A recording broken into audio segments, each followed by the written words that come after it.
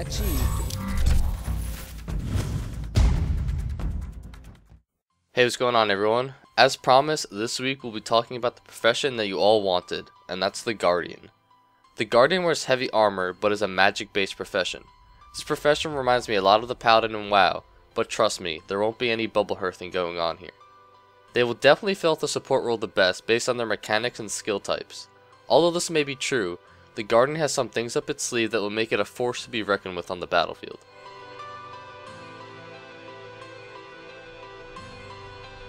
One of the reasons the Guardian will be one of the best support professions in the game is because of their virtues.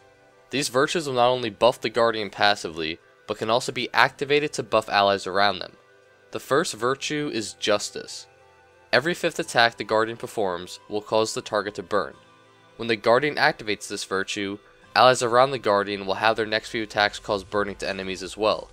When the Guardian activates this, they lose the passive for 30 seconds.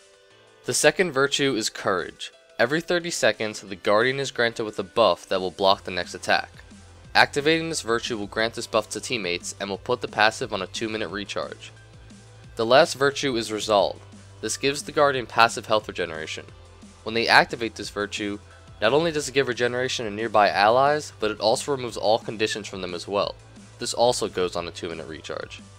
What does this mean for the Guardian in battle? In a large group fight, they are providing great buffs to everyone, and in a one-on-one situation, they have 3 very helpful passives that deal damage, block attacks, and regenerate health.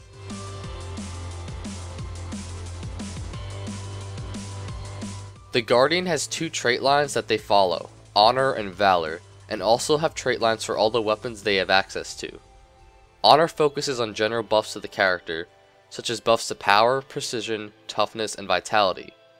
The Valor trait line provides things such as virtues regenerating faster, making conditions expire faster, or even providing a buff to block the next attack when the Guardian revives an ally. The Guardian has access to many weapons in the game. They can use a hammer, a greatsword, a staff, a mace, a scepter, and a sword. Their offhand weapons include a focus, a shield, and a torch. These weapons will specialize in areas such as buffing ally speed and controlling enemies, powerful AoE attacks, and even offensive spellcasting.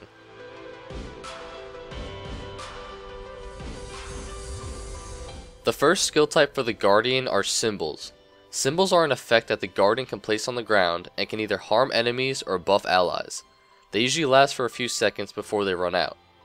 Symbols might do things such as increase the speed of allies, heal allies and damage enemies, or even grant a buff to increase maximum health. The second skill type for the Guardian are Wards. This skill type was one of my favorite in the game and caught my attention the second I heard about them. Wards mark an area on the ground and stop enemies from passing through, but allies are able to walk through them without restriction. I was a bit vague when I said mark an area on the ground, because every ward is unique.